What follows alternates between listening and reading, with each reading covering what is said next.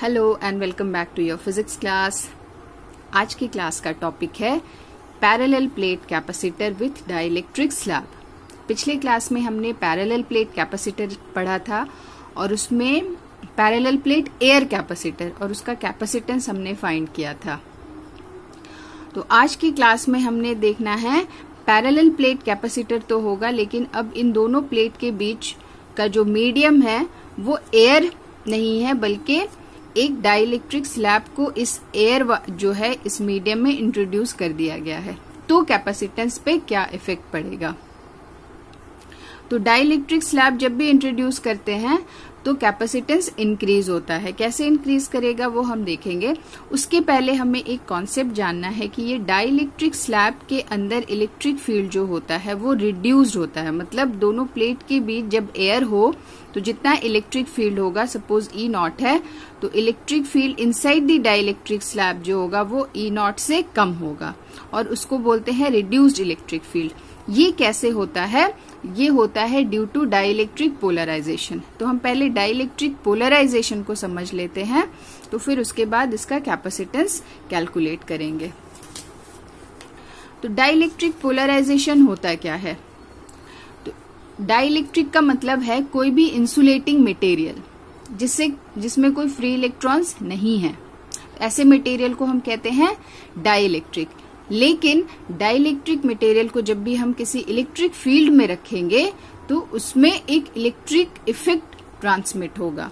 मतलब कोई भी मटेरियल है, हमें पता है एटम से और मॉलिक्यूल से बने हैं, तो एटम में जो होता है वो पॉजिटिव और नेगेटिव चार्ज होता है। तो पूरा atom as a whole is neutral, या हम मॉलिक्यूल की भी बात कर सकते हैं, जो मॉलिक्यूलर फॉर्म में जो मटेरियल होगा। तो इसका जो पॉजिटिव और नेगेटिव चार्ज है दोनों का सेंटर सेम पॉइंट पे होता है। लेकिन जब हम इसको किसी एक्सटर्नल इलेक्ट्रिक फील्ड में रखेंगे तो इलेक्ट्रिक फील्ड में क्या होता है, इलेक्ट्रिक फील्ड के डायरेक्शन में पॉजिटिव चार्ज मूव करता है, इलेक्ट्रिक फील्ड के ऑपोजिट डायरेक्शन में नेगेटिव चार्ज। तो क्या होगा, इलेक्ट्रिक फील्ड में रखने पर ये पॉजिटिव और नेगेटिव चार्ज का जो सेंटर है वो सेपरेट हो जाता है। तो इसका शेप कुछ इस तरह से हो जाएगा, इधर नेगेटिव चार्ज और इधर पॉजिटिव चार्ज हो जाता है। तो इसी को हम कहते हैं इलेक्ट्रिक पोलराइजेशन। तो जब किसी डाइलेक्ट्रिक मटेरियल को रखेंगे तो उसमें जो सारे मॉलिक्यूल्स होंगे वो पोलराइज्ड हो जाएंगे। तो पोलराइज्ड हो जाएंगे तो कुछ इस तरह से दिखेगा। सपोज ये पैरेलल प्लेट कैपेसिटर है, ए है एक प्लेट और दूसरा प्लेट है बी। तो हमें पता है दो प्लेट के बीच में यूनिफॉर्म फील्ड होता है, उसको हमने मान लिया ई नॉट है और उसका डायरेक्शन होता है पॉजिटिव से नेगेटिव चार्ज की तरफ। अब यहाँ पर हमने एक डाइलेक्ट्रिक स्लैब को रखा है बिटवीन द टू प्लेट्स। तो क्या होगा, ड्यू टू इलेक्ट्रिक पोलराइजेशन सारे मॉलिक्यूल्स इस तरह से पोलराइज्ड हो जाएंगे। पोलराइज्ड होंगे तो क्या होगा, इलेक्ट्रिक फील्ड के डायरेक्शन में पॉजिटिव चार्ज होगा और इलेक्ट्रिक फील्ड के ऑपोजिट डायरेक्शन में नेगेटिव चार्ज। तो ये हर मॉलिक्यूल इस तरह से ओरिएंटेड हो जाएगा, पॉजिटिव चार्ज एक तरफ, नेगेटिव चार्ज एक तरफ। तो जब ये कंप्लीटली पोलराइज्ड हो जाएगा तो ये सब पैरेलल हो गया। तो अब क्या होगा, ये पॉजिटिव और ये नेगेटिव ये दूसरे को न्यूट्रलाइज करेगा। इसी तरह से हर मॉलिक्यूल का पॉजिटिव नेगेटिव इस तरह से न्यूट्रलाइज हो जाएगा। लेकिन ये जो एंड में है, जो कि डाइलेक्ट्रिक स्लैब के एक एज की तरफ है, इसको न्यूट्रलाइज करने के लिए कोई चार्ज यहाँ पर नहीं है। इसी तरह से ये जो पॉजिटिव चार्ज है इसको न्यूट्रलाइज करने के लिए यहाँ पे कोई नेगेटिव चार्ज नहीं है। तो इन दोनों के बीच जितना चार्जेस होगा वो न्यूट्रलाइज हो जाएगा। तो यहाँ पर कोई भी फ्री चार्ज या कोई चार्ज नहीं होगा। तो जब कंप्लीट पोलराइजेशन हो जाएगा तो हमें कैसा दिखेगा डाइलेक्ट्रिक स्लैब, वो इस तरह से, इसके बीच कोई चार्ज नहीं है। इस डाइलेक्ट्रिक स्लैब के एक एंड पे नेगेटिव चार्ज होगा और दूसरे एंड पे पॉजिटिव चार्ज हो जाएगा। तो अब जब पॉजिटिव और नेगेटिव चार्ज किसी डिस्टेंस पर होगा तो एक इलेक्ट्रिक फील्ड क्रिएट करेगा और वो इलेक्ट्रिक फील्ड का जो डायरेक्शन होता है वो हमेशा पॉजिटिव से नेगेटिव की तरफ। तो यहाँ पर जो electric field inside the dielectric slab होगा वो EP, that is polarised electric field. तो उसका डायरेक्शन पॉजिटिव से नेगेटिव की तरफ है। लेकिन टोटल यहाँ पर जो इलेक्ट्रिक फील्ड है वो पॉजिटिव से नेगेटिव इधर है। तो ईपी और ई नॉट दोनों ऑपोजिट डायरेक्शन में है। तो जो resultant electric field inside the slab होगा वो रिड्यूस हो जाएगा कितना से EP से रिड्यूस हो जाएगा, तो रिजल्टेंट इलेक्ट्रिक फील्ड जो होगा वो E होगा और वो इस डायरेक्शन में होगा, और इस फील्ड को कहते हैं रिड्यूस्ड इलेक्ट्रिक फील्ड। तो reduced electric field inside the dielectric slab कितना हो जाएगा, E0 माइनस EP।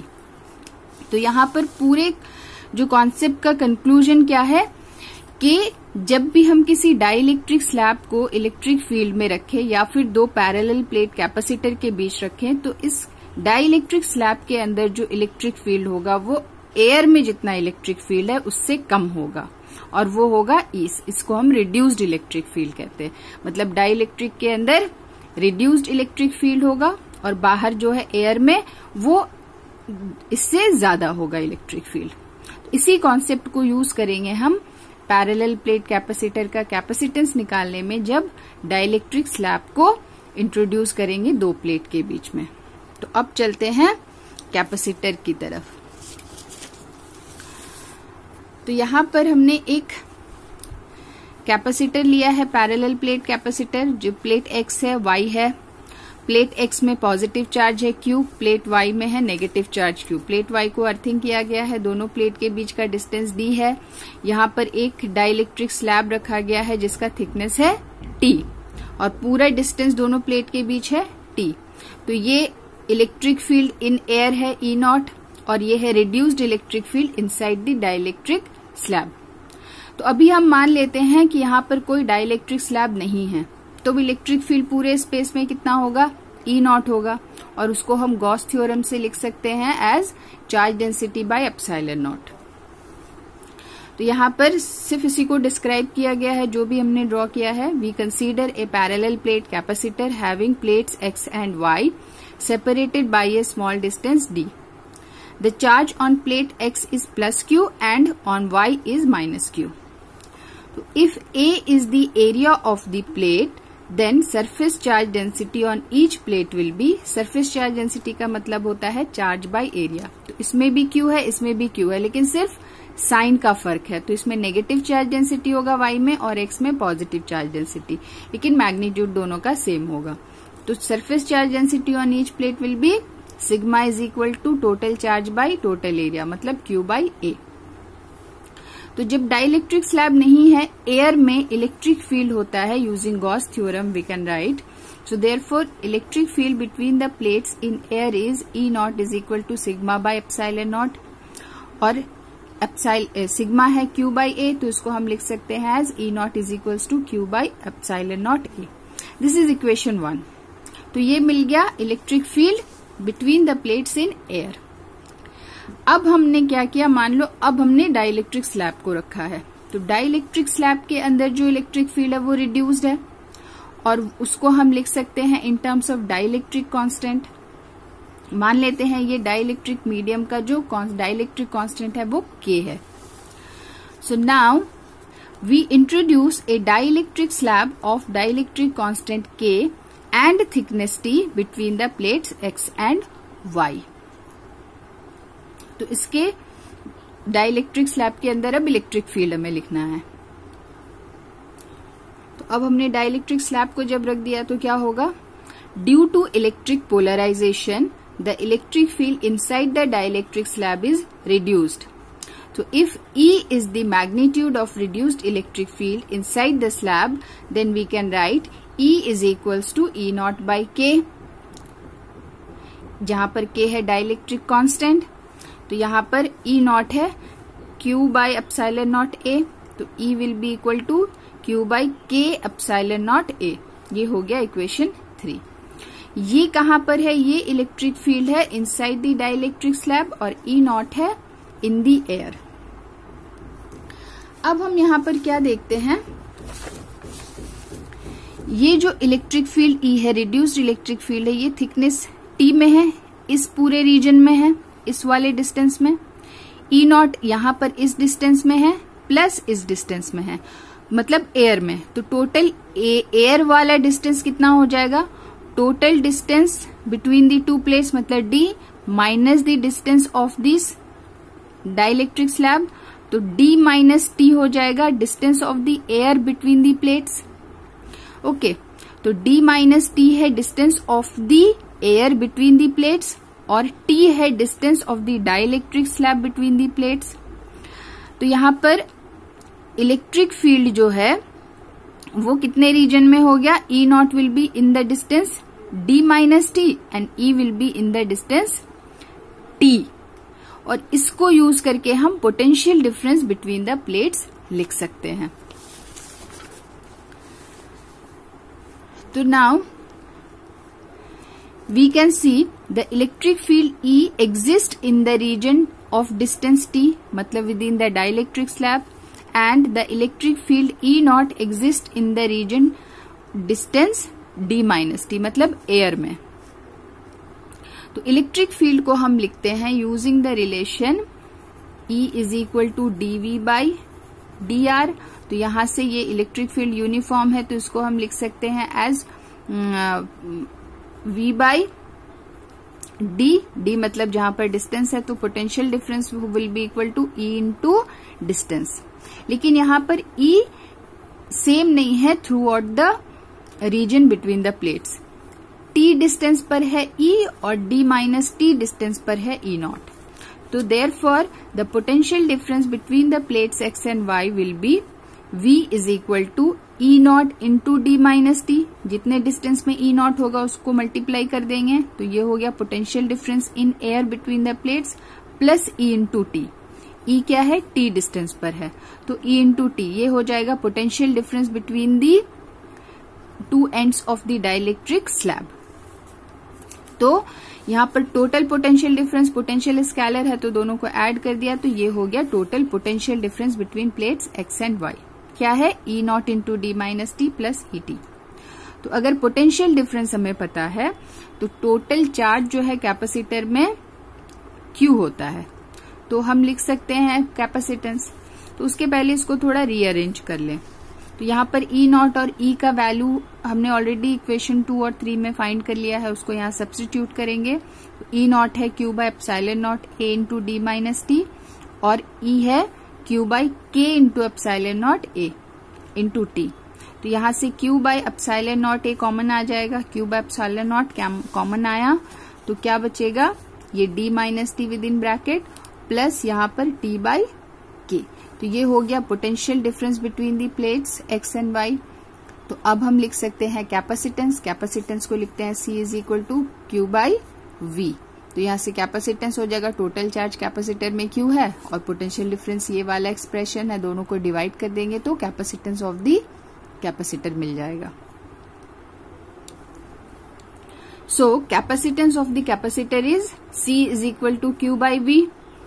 Q तो टोटल चार्ज है कैपेसिटर पे, और V का एक्सप्रेशन ये आया था Q by epsilon naught D minus T plus Q by T by K। तो यहाँ से Q और Q कैंसिल हो जाएगा और ये 1 बाय एप्सिलॉन नॉट A है, तो ये मल्टीप्लाई हो जाएगा ऊपर में। तो ये फाइनल एक्सप्रेशन क्या मिलेगा, C will be equal to epsilon not A by D minus T plus T by K। So this is the general expression of capacitance of a capacitor with dielectric slab, जहां पर K है dielectric constant of the slab और T है thickness of the slab. तो यहाँ पर dielectric slab introduce करने का क्या एडवांटेज है, तो यहाँ से हम देख सकते हैं ये जो टोटल डिस्टेंस है, जब पहले एयर कैपेसिटर था, एयर कैपेसिटर का कैपेसिटेंस है epsilon not A by D आता है। तो यहाँ से हम क्या देखते हैं, C is inversely proportional to distance, मतलब जब D का वैल्यू डिक्रीज होगा तो कैपेसिटेंस इंक्रीज होगा। तो यहाँ पर हमने एक डाइलेक्ट्रिक स्लैब इंट्रोड्यूस किया जिसका थिकनेस T है। तो यहाँ से हम क्या देखते हैं, ये वाला जो टर्म है यहाँ पे D रिड्यूस हो रहा है और यहाँ पर ऐड हो रहा है, लेकिन यहाँ से T रिड्यूस हो रहा है और यहाँ हम देख सकते हैं डाइलेक्ट्रिक मीडियम का जो डाइलेक्ट्रिक कांस्टेंट है वो हमेशा 1 से बड़ा होता है। तो ये जब 1 से बड़ा होगा, ये लार्ज क्वांटिटी होता है, तो T बाई K एक बहुत स्मॉल क्वांटिटी है।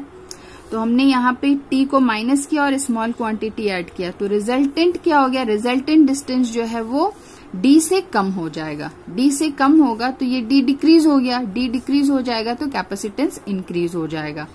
मतलब क्या है कि जब भी किसी डाइलेक्ट्रिक स्लैब को पैरेलल प्लेट कैपेसिटर के अंदर इंट्रोड्यूस करेंगे तो जो टोटल कैपेसिटेंस है वो इंक्रीज हो जाता है, और यही है इसका सिग्निफिकेंस। डाइलेक्ट्रिक स्लैब को क्यों इंट्रोड्यूस करते हैं? तो डाइलेक्ट्रिक स्लैब में जितना डाइलेक्ट्रिक कांस्टेंट जितना ज्यादा होगा और कैपेसिटेंस उतना ही ज्यादा इंक्रीज करेगा। तो क्या कहा कि since k is greater than 1 for a dielectric medium, so effective distance मतलब ये वाला जो पूरा डिस्टेंस है विथ डाइलेक्ट्रिक स्लैब, इसको हम कह रहे हैं effective distance. So effective distance between the plates decreases, that is d minus T plus T by K becomes less than d। Less than d मतलब डिस्टेंस डिक्रीज होगा, distance decrease होगा तो capacitance increase होगा। Hence, the capacitance increases by the introduction of a dielectric slab between the plates of the capacitor. ये question viva में भी पूछा जाता है, शॉर्ट क्वेश्चन में भी आता है कि डाइलेक्ट्रिक स्लैब को क्यों इंट्रोड्यूस करते हैं और उसका क्या सिग्निफिकेंस है। तो आंसर यही है कि टोटल कैपेसिटेंस इंक्रीज हो जाता है। अब ये पूरा क्वेश्चन जो है अप टू हेयर यहां तक, ये डाइलेक्ट्रिक स्लैब वाला जो है ये बहुत ही इंपॉर्टेंट है, मतलब capacitance of a parallel plate capacitor with dielectric slab. For JAC students ये एक्सप्रेशन पूरा, ये कंप्लीट एक लॉन्ग क्वेश्चन में भी पूछा जाता है। उसके अलावा यहाँ पर हम कुछ स्पेशल केसेस देखेंगे, मतलब जब ये पूरा थिकनेस जो है डाइलेक्ट्रिक स्लैब डी के बराबर हो जाए या 0 हो जाए या कंडक्टिंग मटेरियल हो जाए तब क्या होगा। तो कुछ स्पेशल केसेस यहाँ पर हमने डिस्कस किया है। तो स्पेशल केसेस में फर्स्ट केस है when the entire space between the plates is filled with dielectric slab. मतलब जो ये पैरेलल प्लेट्स है, ये डाइलेक्ट्रिक स्लैब टी थिकनेस का था, अब इसको हमने थोड़ा बड़ा स्लैब इस तरह से कि ये पूरे दोनों प्लेट के बीच में फिट हो जाए। तो उस केस में क्या होगा, ये टी बराबर डी हो जाएगा, दोनों प्लेट के बीच का distance T will be equal to D. तो अब टी की जगह इक्वेशन 4 में, मतलब इस इक्वेशन में हम टी की जगह डी रख देंगे तो क्या मिलेगा, ये हो जाएगा इक्वेशन 4 से epsilon not A D minus D plus D by के। तो ये टर्म तो 0 हो गया, ये क्या मिलेगा एप्सिलॉन नॉट ए बाई, सिर्फ ये टर्म बचेगा डी बाई के। इसका रेसिप्रोकल करेंगे तो क्या मिलेगा, के ऊपर चला जाएगा, डी नीचे आ जाएगा। तो सी क्या हो गया, capacitance will be equal to, ये डी बाई के था, के ऊपर गया तो K epsilon not A by D. इसको हम इस तरह से भी लिख सकते हैं, सी इज इक्वल टू के सी नॉट, सी नॉट जहां पर क्या है ये वाला term, C nought is epsilon not A by D, और ये क्या होता है capacitance of parallel plate air capacitor. तो यहाँ पर हम क्या देखते हैं, अगर एयर कैपेसिटर है तो सी नॉट होगा कैपेसिटेंस, और अगर डाइलेक्ट्रिक स्लैब दोनों के बीच रख दे तो कैपेसिटेंस क्या हो जाएगा, के टाइम्स इंक्रीज कर जाएगा। तो यहां से भी हम शो कर सकते हैं दैट कैपेसिटेंस इंक्रीजेस के टाइम्स। इसके बाद सेकंड केस में क्या है, when the slab is conducting. अब डाई इलेक्ट्रिक स्लैब नहीं है, मतलब इंसुलेटिंग मटेरियल नहीं है, बल्कि कंडक्टिंग स्लैब है। तो कंडक्टिंग स्लैब का जो डाइलेक्ट्रिक कांस्टेंट होता है वो इन्फिनिटी होता है, तो यहाँ इनफाइनाइट हो जाएगा के। तो इक्वेशन 4 में जब हम के की जगह इनफाइनाइट रखेंगे, क्या है epsilon not A by D minus T plus T by infinite.